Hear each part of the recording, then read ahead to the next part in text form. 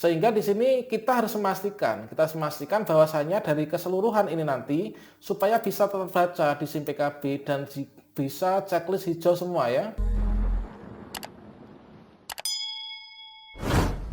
Baiklah sobat-sobatnya, setelah sebelumnya ini kita memberikan informasi penting untuk teman-teman guru yang belum lulus pretest PPG maupun juga belum pernah ikut pretest PPG atau seleksi akademik, yang benar telah terbit yaitu surat edaran terkait tentang pemutakhiran data untuk nantinya kita bisa berkesempatan ya untuk diundang PPG dalam jabatan di tahun 2023 ini. Dan tentunya ketika itu saya memberikan juga untuk tutorial bagaimana cara mengecek kita itu masuk dalam kategori sasaran peserta PPG dalam jabatan ataukah tidak, dan kita harus melakukan pemutakhiran data ataukah tidak. Yang mana untuk detail dari deadline untuk pemutakhiran data itu nanti tanggal 12 Mei ya tahun 2023. Nah, pada video ini kita akan menyambung informasi tersebut, yaitu terkait tentang bagaimana sih sebenarnya untuk keterkaitan antara pemutakhiran data yang wajib kita lakukan yang deadline-nya sampai nanti tanggal 12 Mei ini dengan undangan di SIM PKB. Jadi apakah keterkaitan antara pemutakhiran data dengan undangan PPG di SIM PKB nantinya? Tentunya di sini hal yang sangat penting untuk diketahui teman-teman guru, baik itu yang belum lulus pretest PPG maupun juga peserta baru yaitu yang belum pernah ikut pretest PPG ya.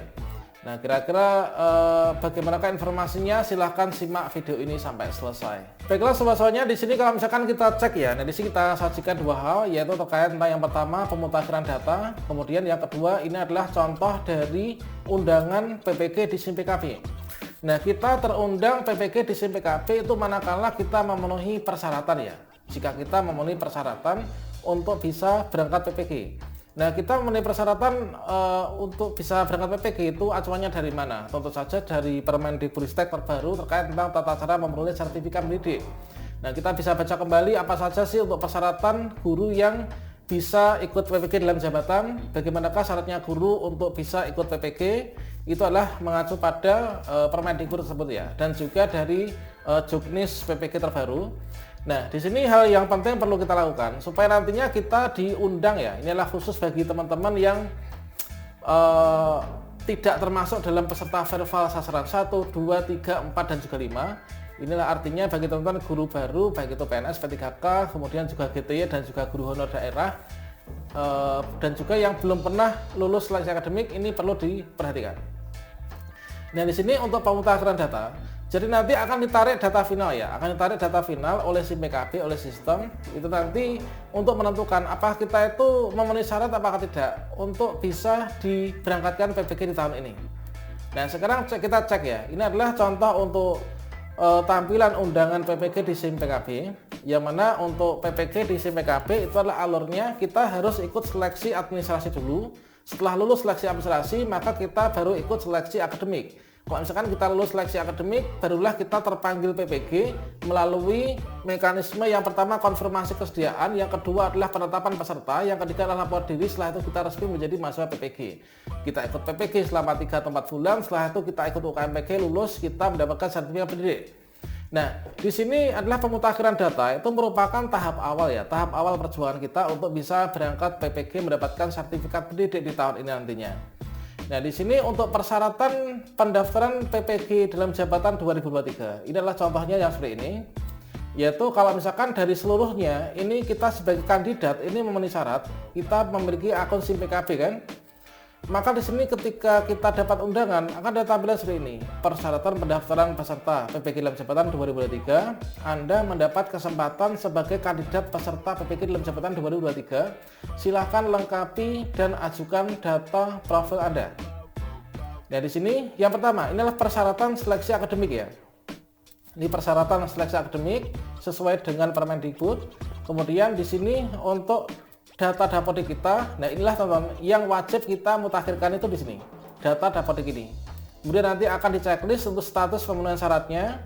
Misalkan gini, persyaratannya status NIK. Nah, status NIK itu adalah kita valid ya. Valid itu maksudnya terdeteksi juga tersinkron dengan data Dukcapil. Kemudian kita memiliki NUPTK. Ini adalah kita sudah punya NUPTK, berarti di sini adalah checklist. Kalau semuanya checklist hijau, maka nanti kita akan bisa melengkapi profil.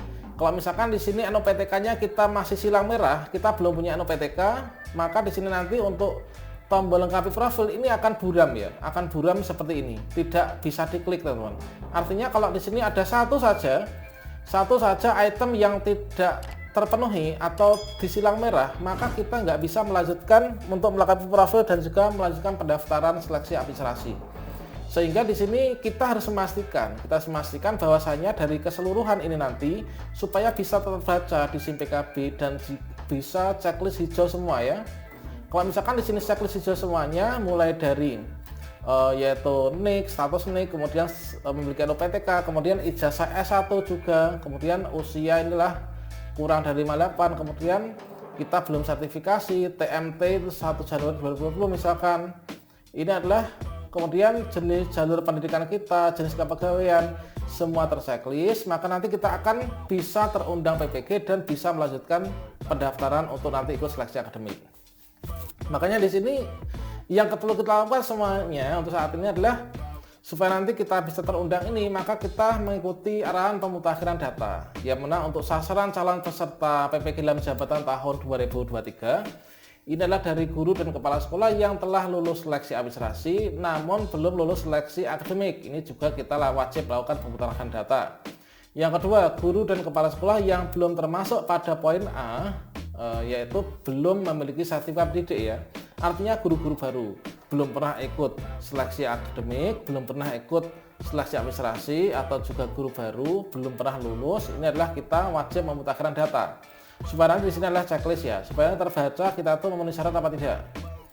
Nah, yang dimutakhirkan yang pertama ini adalah NIK ya, NIK kita mutakhirkan, kemudian NUPTK kita mutakhirkan, dan juga tanggal lahir.